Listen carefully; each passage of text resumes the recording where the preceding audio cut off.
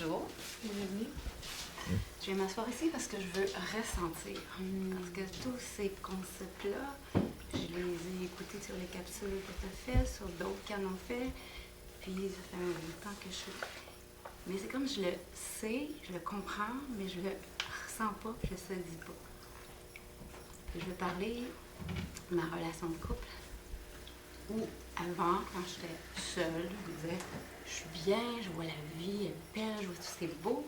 Puis quand je suis en relation de couple, c'est là que ça devient sérieux, hein? Mais là, je portais à me dire, ça, j'aime pas ça, je me respecte, j'aime pas ça. Je te portais à me retirer. Bon, OK, comment je fais pour pas me retirer, rester dedans? Parce que j'ai joué beaucoup là-dedans, mais je reste quand même avec le fait que quand une phrase m'arrive ici, puis je la sens comme une critique, ça me fait, je me sens vibrer de colère ou de pas reconnaissance ou de disqualification, si on me dit, ah, t'es comme ça, tu ressens, non, je sais, je veux pas aller là-dedans, moi je suis comme ça. En tout cas, c'est tout ça, là, on me donne un portrait comme ça, et que je me dis, je me reprends, je dis, OK, c'est pas moi, mais je suis pas capable de me mettre en arrière de ce tableau-là et de... Pas que je suis pas capable, de temps en temps. Mais quand ça arrive, je suis comme, non, mère pitié, c'est là que je me dis peut-être que c'est une façon de m'amener à saisir. OK.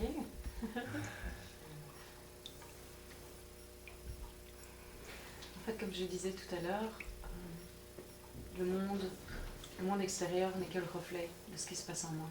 Ça veut dire que si je suis touchée par quoi que ce soit qui se passe, par exemple dans la relation intime, bien, ça vient me montrer qu'il y a quelque chose en moi qui demande à être vu et à être libéré, en fait. Il y a quelque chose qui réagit, il y a quelque chose qui est contracté. Et tout ça, c'est quoi? Des vieilles croyances, des vieux conditionnements. Je sais, mais Et donc, l'invitation, en fait, c'est que quand tu sens que tu es là, c'est que tu puisses t'arrêter vraiment pour te retrouver avec toi-même, ou que tu dises, alors écoute, là, je sens que j'ai été touchée, mais pas nécessairement engagée dans une discussion, parce qu'en fait, dès que tu es touché, si vraiment quelque part ça te déconnecte de toi-même, mais tu vas partir et parler de cette blessure en fait. Tu vas pas pouvoir rester dans ce calme et cette présence et reconnaître la beauté, la vérité en toi, de même que chez l'autre. Et donc tu vas croire que si tu as été touché, c'est à cause de l'autre. Au lieu de reconnaître que l'autre, en fait, ce qu'il fait, il est bien généreux pour jouer son rôle parfaitement, de sorte que nous, on puisse venir en contact avec toutes nos limitations, en fait. Ah oui, j'en ai vu plein. Les limitations? Oui. Et je reconnais que c'est à moi, ça m'appartient. Mais j'ai de la difficulté à pas voir que ça vient de l'autre aussi. Okay. Et c'est là Parce que pour moi, c'est vraiment... C'est pas important, en fait, ce que l'autre dit, oui. Ce qui est important, c'est que moi, j'ai mal. Et que moi, je veux être libre. Je veux t'enfuir. Et moi, je veux reconnaître la vérité de ce que je suis. Et donc, l'opportunité, la discussion, par exemple, dans laquelle tu es avec ton partenaire, c'est l'opportunité pour être libre là. Pas en partant. Là. C'est-à-dire vraiment ressentir ce qui se vit. Au lieu de tout de suite partir dans les pensées, ce qui en général se passe, quand on ne veut pas ressentir ce qui est touché en nous, il y a des histoires qui viennent se raconter.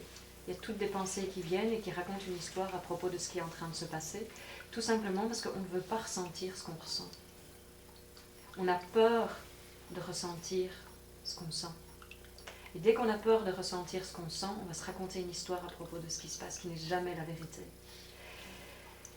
Et tant que c'est le cas, en fait, l'histoire va continuer à se raconter, c'est juste un moyen de défense. Et tant qu'on blâme l'autre et qu'on veut croire que mais il y a quand même une petite partie à l'autre, c'est pas possible, c'est quand même pas moi tout, il joue quand même dans le truc. Et bien, c'est la même défense. Je veux pas prendre 100% de responsabilité de mon expérience, Et pour moi, la liberté, c'est 100% de responsabilité de mon expérience. C'est-à-dire que le bonheur, c'est inconditionnel et c'est ici. Et il n'y a rien qui peut me faire sortir de ce bonheur. S'il y a quoi que ce soit qui me fait sortir de ce bonheur, merci. Merci, merci, merci. Parce que le bonheur, c'est la chose la plus importante dans ma vie. Et je veux, à chaque instant, revenir à ça. Je ne veux pas croire à l'histoire. Je ne veux pas blâmer l'autre. Et je ne veux pas emprisonner l'autre en m'emprisonnant moi-même. Parce que tant que je garde un certain emprisonnement, c'est-à-dire avec toutes ces croyances, en fait, je maintiens l'autre dans cette même position, c'est-à-dire que l'autre, il va continuer à jouer le même rôle, parce que moi, je ne veux pas me libérer. Puis on rentre dans le rôle de se sentir étouffé. Oui, parce que toi, tu ne veux pas être libre, en fait. Tu crois que tu veux être libre, mais tu veux l'histoire plus que la liberté. C'est-à-dire, tu veux l'emprisonnement de l'autre, aussi parfois, c'est ça.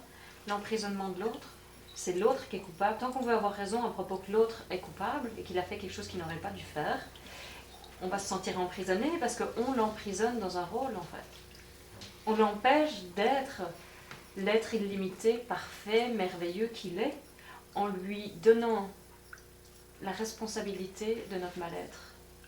Personne n'est jamais responsable du mal-être de l'autre. Jamais, jamais, jamais, jamais. À chaque instant, j'ai le choix d'être heureux ou malheureux. La souffrance, c'est un choix. C'est pas quelque chose qu'on subit.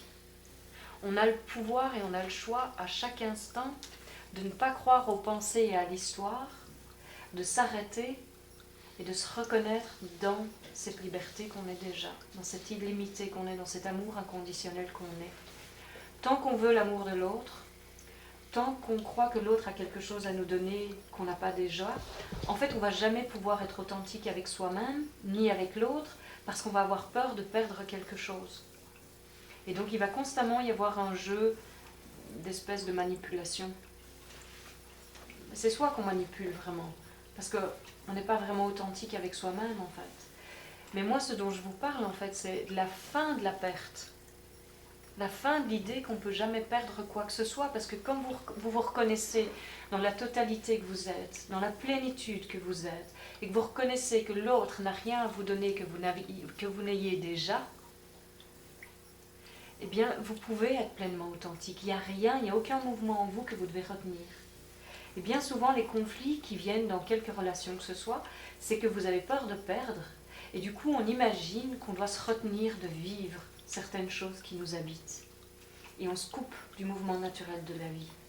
Si vous faites juste ça, être à l'écoute du mouvement de la vie en vous, et que vous décidez de suivre ça le plus possible, bien vous allez voir que toutes vos relations vont changer en fait. Vous allez voir là où vous cherchez l'approbation de quelqu'un, vous allez voir là où vous cherchez l'amour de quelqu'un, vous allez voir là où vous voulez autre chose que la liberté en fait. Et c'est merveilleux parce que ça vous remet face à votre pouvoir. Quand vous voyez que vous voulez avoir raison dans la discussion, ou que vous voulez même avoir une bonne communication, même ça, c'est pas la liberté. Parce que même là, vous cherchez un résultat spécifique à la discussion au lieu d'être authentique avec vous-même. Au lieu de simplement dire « voilà ce que je vis ». Et du coup, comme vous ne pouvez pas dire « voilà ce que je vis », vous cherchez à diriger la discussion de sorte que ça atteigne un certain résultat, au lieu d'être juste authentique avec vous-même et de laisser les choses se faire d'elles-mêmes.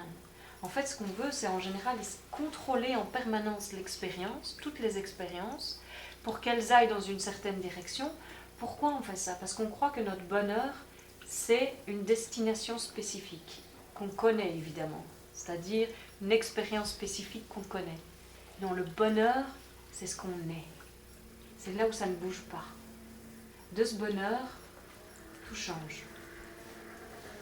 Dès qu'on croit qu'on doit atteindre une certaine expérience ou un certain résultat, eh bien on va avoir l'impression de se couper de nous en fait. Parce qu'on va croire, alors du coup, on va avoir peur d'agir d'une certaine façon et on va croire qu'on doit être autrement que ce qu'on est véritablement pour pouvoir atteindre le résultat. Donc on va se limiter, on va se diminuer, on va se faire tout petit, on va pas oser prendre toute sa place, on va pas oser dire ce qu'on ressent, on va pas oser dire stop, on va pas oser dire non, ça c'est pas pour moi. On va pas oser dire non maman je ne viendrai pas aujourd'hui, on va pas oser dire quoi que ce soit qui se raconte, quoi que ce soit qui se vit en permanence. Je trouvais, si je peux me permettre, la dame qui exprimait ça, si avec son conjoint ou son ami, pardon, il y a ce conflit-là qu'elle exprimait, qu'elle sent quelque chose. Est-ce que vous pourriez, Armand, nous donner un exemple concret, là, si, je dis n'importe quoi, il a dit quelque chose qui l'a stimulé, bon, quelle attitude elle pourrait avoir pour être, comme vous dites, dans elle-même, là, juste pour que ce soit plus concret, parce que ce que vous dites me paraît très clair, mais très général. Je trouvais intéressant son exemple. Je ne sais pas si c'est possible de voir comment, quand elle est stimulée par l'autre personne qui est avec elle. Est-ce que tu as une situation spécifique qui te vient à l'esprit, que tu as envie de partager? Mais on n'est pas obligé de rendre une situation. Disons que moi, je suis fâchée contre elle ou elle est fâchée contre moi. C'est pas grave pour moi. Qu'est-ce que je dois faire si quelqu'un me stimule? Pour n'importe quelle raison. Là. Est-ce que je dois aller en dedans de moi? Est-ce que je dois... Elle disait peut-être sa réaction était la fuite. Qu'est-ce que c'est la réaction à privilégier pour être fuite ou d'autres fois, c'est dire non, arrête, c'est pas vrai, je ressens pas ça. Puis que l'autre continue. Ou ça, c'est au niveau de la discrimination que je sentais de. T'es en train de mettre des mots où ce que c'est pas ça que je vis en ce moment là. Ça me fâche là, c'est pas ça. Puis oui, c'est pour ça que t'es comme ça. Non, c'est pas ça que je vis. Puis moi j'ai l'impression de me respecter, mais à quelque part, je me dis bon, mais j'explique, mais probablement que je vois pas vraiment. Non, c'est là où ce que je ressens, je ressens que j'ai. Non, probablement que tu fais juste pas assez confiance en fait par rapport à ça. Et si tu as un quelconque doute par rapport à toi, en fait, ça va appeler à ce que quelqu'un vienne titiller ce doute. C'est une opportunité, toi, de te faire encore plus confiance par rapport à ce que tu vis, par rapport à ce que tu ressens, par rapport à dire les choses telles que tu les vis, telles que tu les sens, et à prendre pleinement ta place et à rester dans ce qui est juste et vrai pour toi. D'être pleinement authentique avec toi-même, de pouvoir dire les choses, et puis le résultat sera le résultat. Il y a des fois, il y a des endroits où je disais, mais qu'il y avait comme... Ça reflétait... Il y avait une part qui était la mienne, puis il y a une part qui est de l'autre.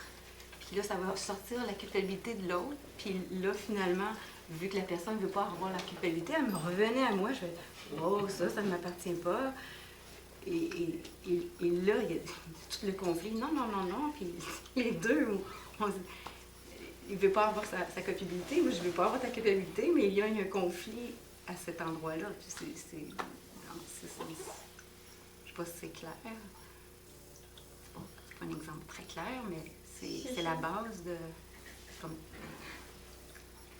une base de certaines communications qu'il y avait. Mais moi, je suis portée aussi à dire, la formule qui a été dite, elle est attaquante. Puis il y a une autre façon. Fait que c'est oui, dans comment je dirais, les petits détails ou perfectionnistes peut-être.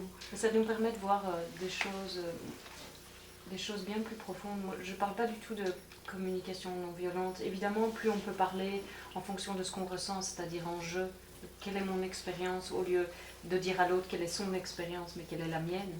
Évidemment, c'est vachement mieux.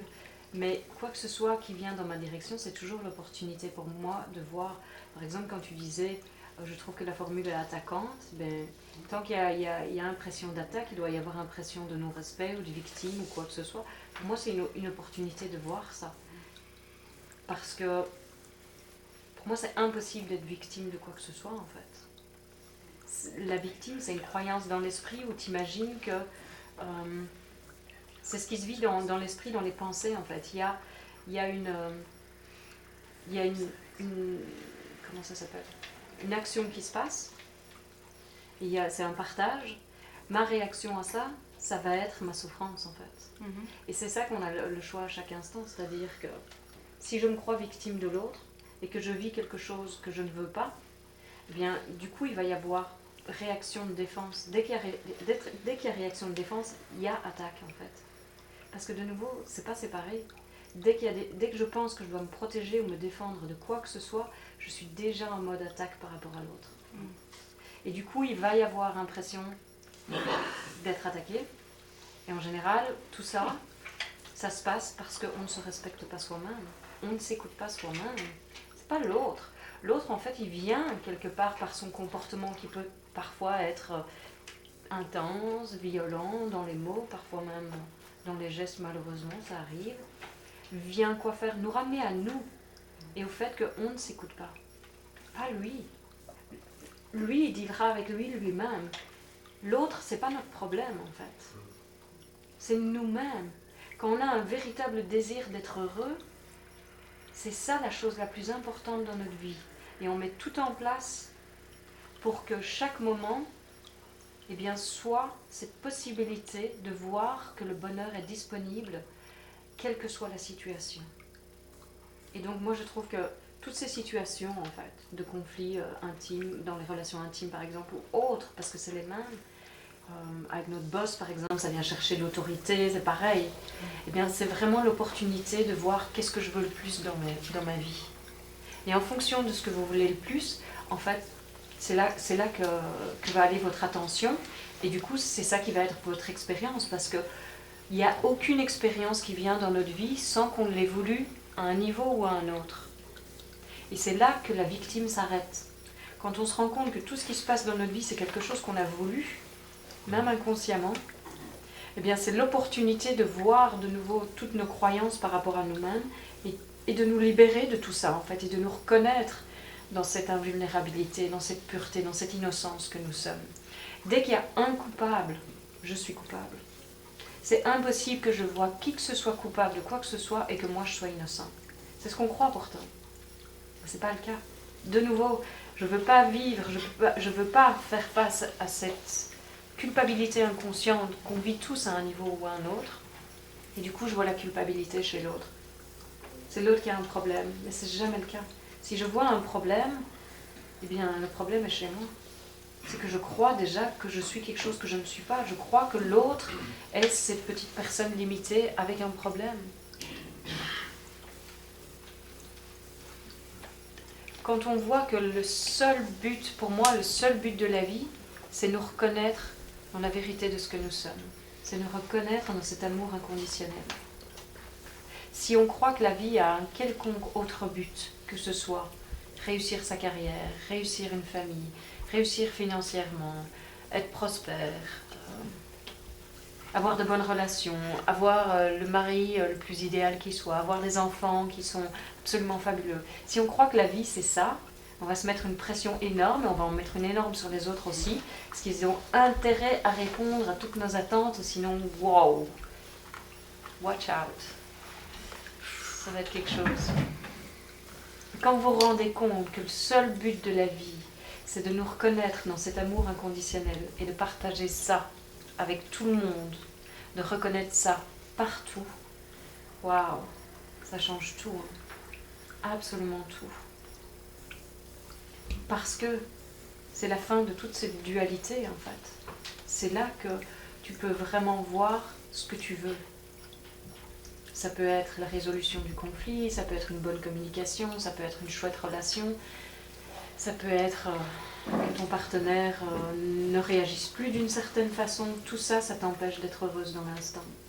Si tu veux même que lui, en fait, apprenne à bien communiquer, que lui ne te parle plus jamais de la façon dont il te parle, ça déjà, ça te coupe du bonheur que tu es.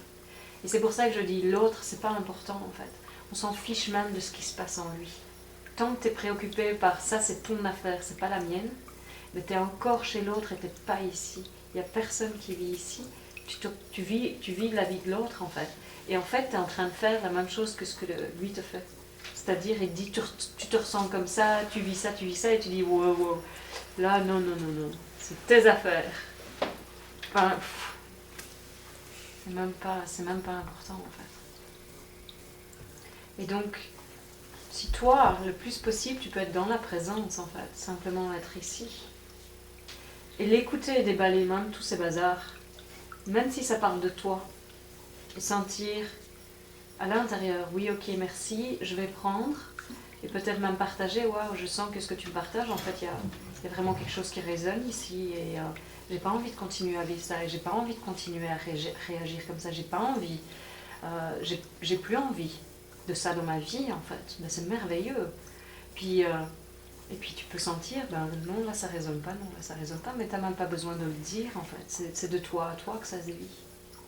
Tu n'as pas besoin de repousser l'autre pour être en contact avec toi-même. Mais bien souvent en fait, c'est qu'on, la plupart du temps, on s'est très peu écouté dans nos vies. On a vécu pour les autres, on a vécu 90% de notre vie pour les autres. Et 10% pour nous, la plupart du temps. Et là, ce que je vous invite, c'est de vivre 100% pour vous. Et de voir que 100% pour vous, c'est pas du tout égoïste en fait. Parce que quand vous vous reconnaissez dans cet amour inconditionnel, dans cette plénitude, vous avez tellement d'amour et d'énergie que vous ne pouvez pas le garder juste pour vous-même. Ça veut sortir tout le temps. Vous n'avez qu'une envie, c'est de le partager. Aujourd'hui, je disais que j'avais envie de faire une retraite silencieuse, peut-être au Québec dans quelques mois. Puis il y a Laurent qui me dit, toi, tu pourrais être silencieuse pendant une semaine.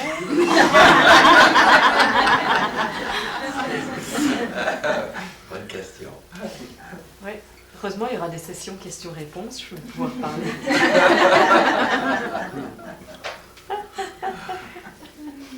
Mais c'est vrai, c'est que ça ne peut pas se contenir, donc c'est pas du tout égoïste en fait de se mettre à la première place de sa vie.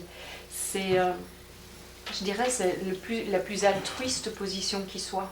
Parce que quand vous vous reconnaissez dans cette plénitude, vous voyez tout le monde pareil, et ça c'est la véritable compassion. La véritable compassion, c'est de voir tout le monde dans sa véritable nature. C'est de voir tout le monde dans cet amour inconditionnel.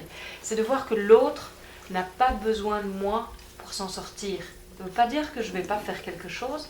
Ça veut dire que je sais qu'il a toutes les ressources, autant que moi. Ça veut dire que j'ai une confiance totale en ses capacités à être heureux aussi.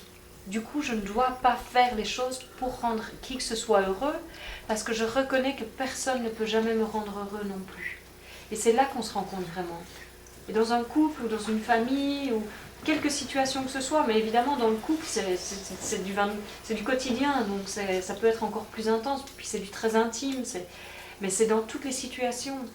Tant que vous faites des exceptions dans votre vie et vous dites « Ah, ça je peux vivre là, mais pas là ». Je peux être honnête dans ma vie de famille, mais au bureau. Et moi je dis non, pas vrai. Qui vous dit que la société dans laquelle vous bossez, elle n'attend pas que vous soyez enfin vous, pour que finalement il y ait des changements qui se mettent en place. Et si elle n'attend pas ça, celle-là, c'est parce qu'il y en a une meilleure qui vous attend quelque part d'autre.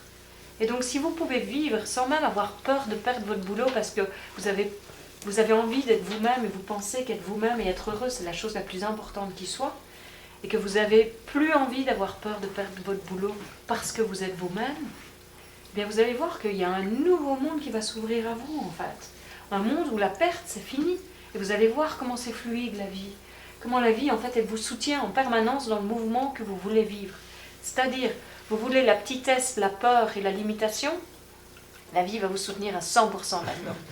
Elle va vous donner des gens qui vont venir vous refléter la petitesse, vous dire que vous ne valez rien, vous demander de surtout pas parler dans les réunions, de qui tu te prends pour dire ça, va vous ramener, je sais pas moi, des conflits, peut-être même parfois ce qui semble être une attaque ou de la violence ou des choses comme ça. La vie va vous soutenir à 25 000% pour ça. Mais si vous choisissez que la vie, c'est le bonheur, et que chez vous aussi, ça résonne qu'on est venu ici pour s'amuser et pour être heureux, et pas pour autre chose, on n'est pas venu ici pour souffrir, c'est pas vrai ça. Mais il y a des expériences qui sont pas faciles. Si vous sentez ça en plus profond de vous, que c'est le bonheur la chose la plus importante qui soit, mais vous allez voir comme la vie, en fait, c'est incroyable. Hein. C'est la même puissance qui va vous soutenir pour vous montrer que c'est vrai et c'est possible. Et vous ne devez pas attendre pour ça. Ça ne doit pas être dans 10 ans quand vous serez pensionné, quand les enfants seront partis, quand ils auront fini l'université. Pas vrai tout ça. Ça, c'est toutes les histoires qu'on s'est racontées. C'était avant aujourd'hui. Rien de tout ça n'est vrai. Le bonheur, c'est maintenant. C'est dans cet instant, maintenant, vous arrêtez toute pensée juste pour un moment. Maintenant, vous arrêtez toute idée de ce que vous pensez être, toutes les idées de ce que vous avez toujours cru à propos de vous-même, de ce que vous pensez qu'est votre vie aujourd'hui. Et Dans cet instant, vous arrêtez tout juste pour un moment.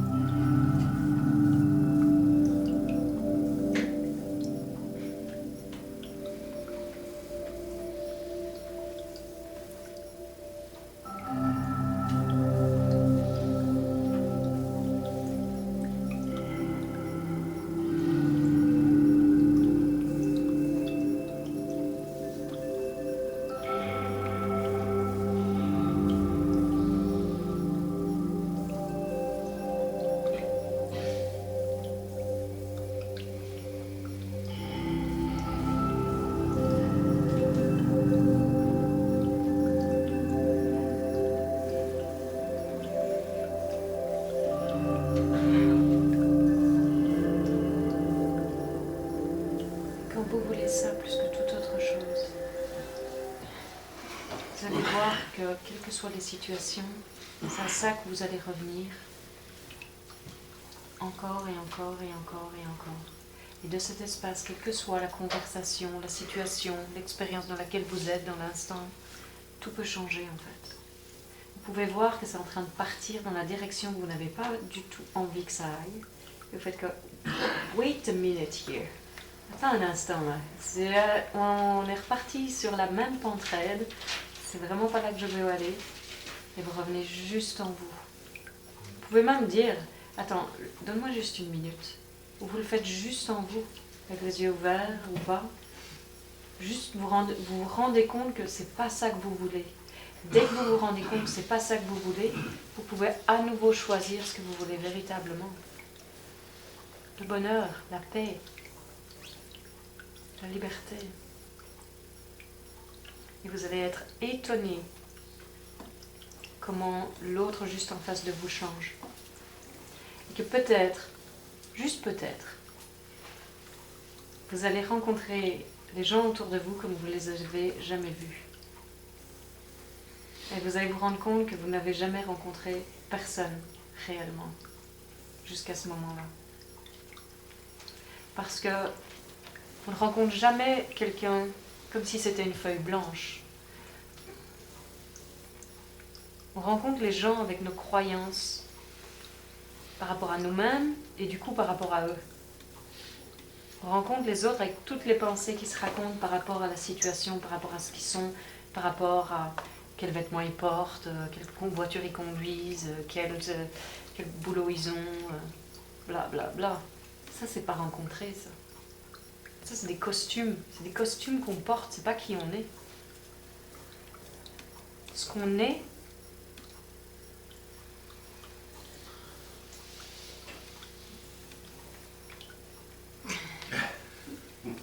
ça dit tout, non? Vous pouvez sentir ça? C'est la chose la plus formidable qui soit.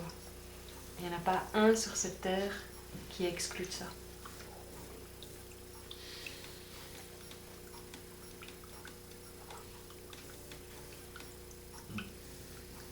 On a toutes les facettes en nous. Absolument toutes les facettes. Tant qu'il y a des facettes qu'on veut exclure, eh bien elles vont continuer à revenir dans notre vie en fait. Elles vont se présenter comme des opportunités pour être libérées. Parce que tant qu'on veut les rejeter en fait, c'est parce que quelque part on sent que ça pourrait être vrai à propos de nous. Donc on préfère ne pas le voir. Mais ça se joue de toute façon de façon inconsciente. Et d'ailleurs, on est tous probablement conscients de certains cycles dans nos vies. On se dit, tiens, ces situations n'arrêtent pas de se passer, c'est pas possible, moi j'en peux plus, je veux que ça se finisse. Mais c'est ça. Quand vous voulez vraiment le bonheur, toutes ces situations dont vous prenez conscience, vous voulez vraiment que ça finisse, ça peut finir. Ça peut vraiment finir. Et vous pouvez vraiment être heureux tout le temps. Vraiment.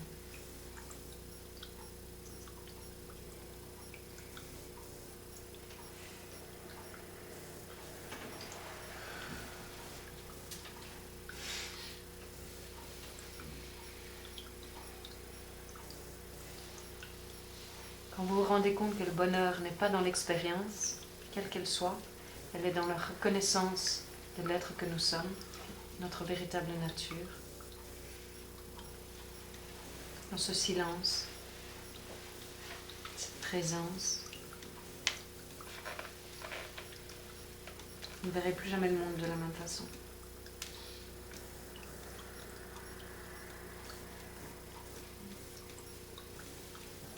Pas que le monde va nécessairement changer, mais vous allez changer.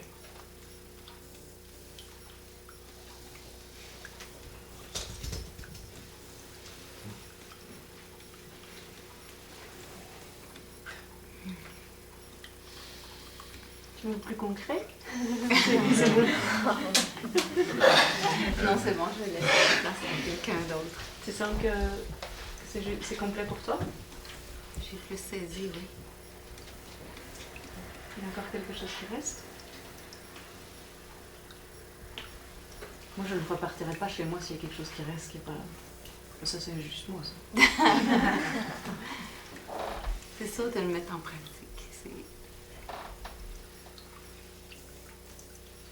Ben, tu sais, tantôt, j'ai dit en premier que je fuyais, mais c'est pas vrai. C'est que plutôt, je parlais fort pour dire non.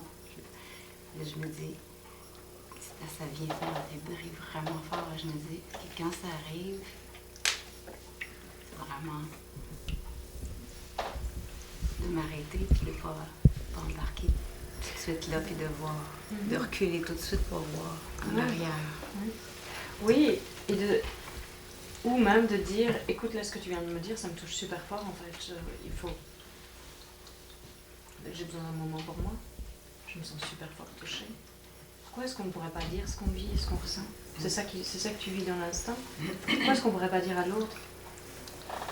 C'est déjà dire je veux plus ça en fait. Pouvoir simplement dire ce qu'on vit. On n'a rien à cacher, on n'a vraiment pas à se protéger de quoi que ce soit.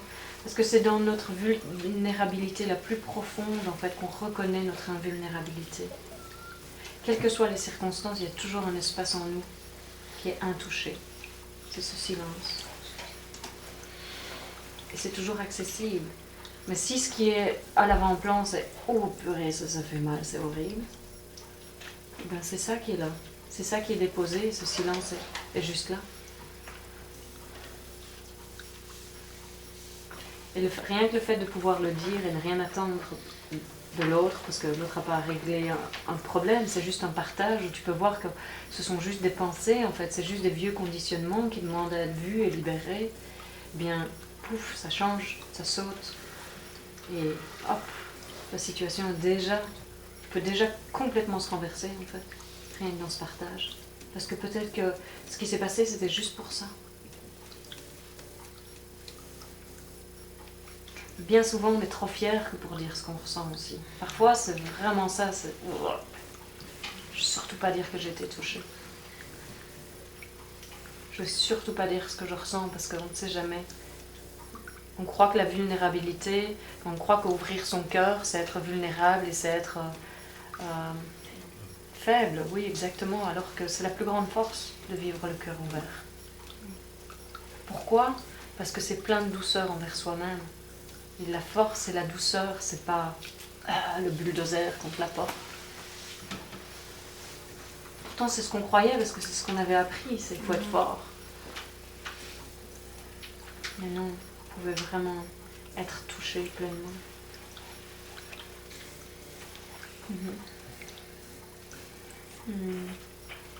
Merci à toi.